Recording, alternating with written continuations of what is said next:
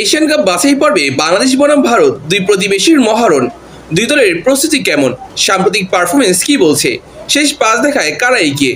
সবচেয়ে বড় প্রশ্ন, বাংলাদেশ কি হোম অ্যাডভান্টেজ কাজে লাগাবে নাকি ভারত চমক দেখাবে? সবকিছু থাকছে আজকের ভিডিওতে। তাহলে আর কথা না বাড়িয়ে ভিডিও শুরু করা যাক। এই ম্যাচের জন্য ঢাকায় প্রস্তুতি নেয় বাংলাদেশ দল। প্রায় 2 সপ্তাহের অনুশীলন ক্যাম্প করে নেপালের বিপক্ষে খেলে প্রীতি ম্যাচ।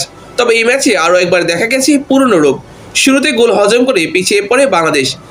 এরপর হামজা চৌধুরীর একক দক্ষতায় ম্যাচে আসে লিড। তবে ম্যাচের শেষ মুহূর্তে ইনজুরি সময় গোল হজম করে মাঠ ছাড়তে হয় ড্র নিয়ে। শেষ মুহূর্তে গোল হজম করার বাংলাদেশের এই সমস্যা ভারত ম্যাচের আগে দুশ্চিন্তা বাড়িয়েছে। অপরদিকে নতুন কোচ খালিদ জামিলের অধীনে বেঙ্গালুরুতে ক্যাম্প করেছে ভারতীয় দল।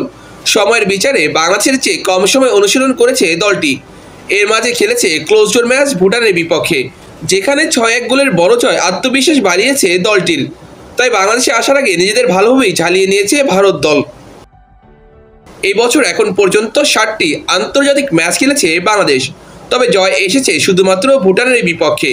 এছাড়া ভারত, হংকং ও নেপালের বিপক্ষে ড্র করেছে বাংলাদেশ। আর ঘরের মাঠে হারতে হয়েছে সিঙ্গাপুর ও হংকংয়ের বিপক্ষে। অপরদিকে এই বছর 10টি আন্তর্জাতিক ম্যাচ খেলেছে ভারত, যেখানে 3টি করে জয় ও ড্রয়ের সঙ্গে হেরেছে 4 ম্যাচে। সর্বশেষ অক্টোবর উইন্ডোতে ঘরের মাঠে হেরেছে সিঙ্গাপুরের সঙ্গে, যদিও অ্যাওয়ে ম্যাচে ড্র করেছিল দলটি।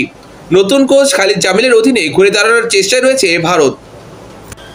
এবার আসি বাংলাদেশ বনাম ভারত শেষ 5 ম্যাচের পারফরমেন্স নিয়ে। বাংলাদেশ ভারত শেষ 5 ম্যাচে 4টাই হয়েছে ড্র, আর ভারত জিতেছে বাকি 1 ম্যাচে। 2014 সালে ভারতের মাটিতে অনুষ্ঠিত প্রীতি ম্যাচটি 2-2 গোলের সমতায় শেষ হয়েছিল।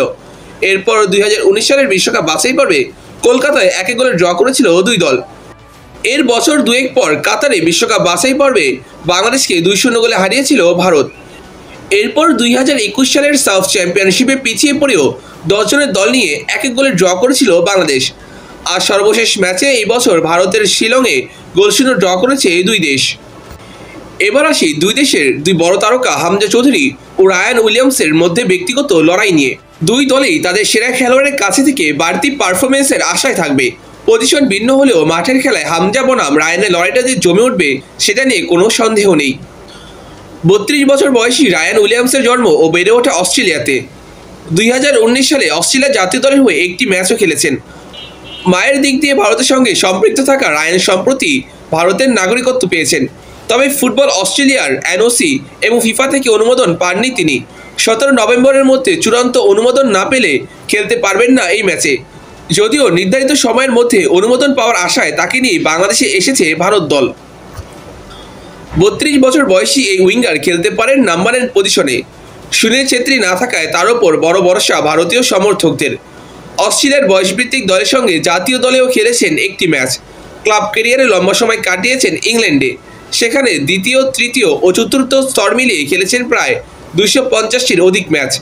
গত 2 মৌসুম খেলেছেন ভারতীয় ক্লাব বেঙ্গালুরু এফসিতে।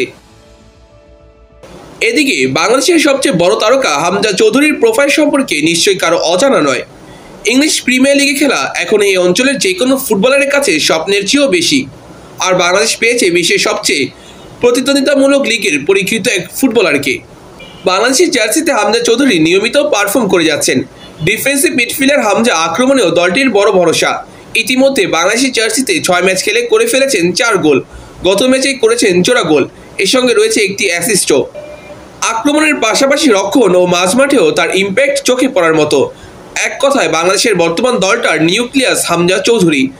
হামজা চৌধুরী ও রায়ান উইলিয়ামসের পারফরমেন্স বাংলাদেশ ভারত ম্যাচে সবচেয়ে বড় প্রভাবক হিসেবে কাজ করতে পারে। নিজ নিজ দল তাদের সেরা 2 তারকার দিকে তাকিয়ে থাকবে।